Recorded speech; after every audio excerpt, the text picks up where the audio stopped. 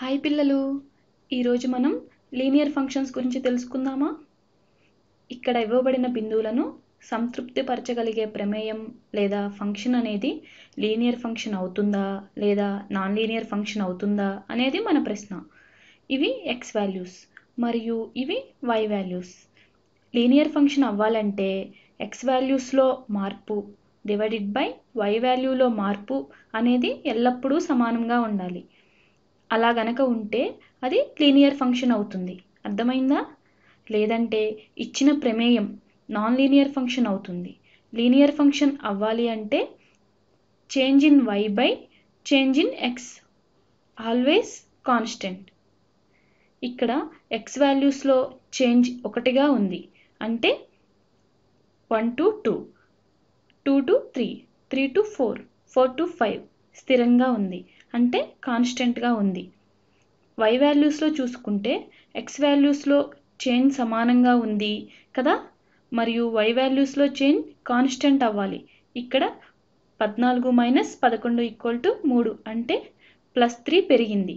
మరియు ఇక్కడ చూస్తే 19 మైనస్ 14 = 5 అంటే +5 పెరిగింది. అలాగే ఇక్కడ 26 మైనస్ 19 = 7 అంటే +7. అలాగే ఇక్కడ +9కు పెరిగింది. దీన్ని బట్టి ఏమర్థమవుతుంది? మనకి ఇచ్చిన ఫంక్షన్ నాన్ లీనియర్ అని అర్థమైంది, అవునా? కాబట్టి ఇది డెఫినెట్గా నాన్ లీనియర్ ఫంక్షన్. ఇచ్చిన ఈ పాయింట్స్ని గ్రాఫ్లో గుర్తించి చూద్దాము. రఫ్గా గ్రాఫ్ని గీస్తున్నాను. ముందుగా నిలువుగా అక్షాన్ని గీస్తున్నాను అంటే y అక్షాన్ని గీశాను. ఇది నా y అక్షం. y వాల్యూస్ 35 వరకు ఉన్నాయి కాబట్టి y అక్షం మీద 35 వరకు తీసుకుంటున్నాను. కాబట్టి ఇది 10, 20, 30. క్షమించాలి, ఇంకా దగ్గరగా ఉండేలా విలువలను తీసుకుంటాను. 5, 10, 15, 20, 25, 30 మరియు 35.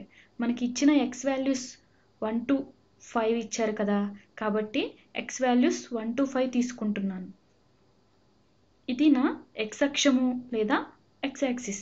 దీని మీద 1 to 5 వాల్యూస్ గుర్తిస్తున్నాను. 1, 2, 3, 4 మరియు 5.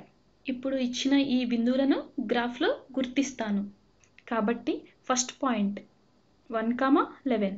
x అనేది 1, y అనేది 11. ఇది x అక్షము.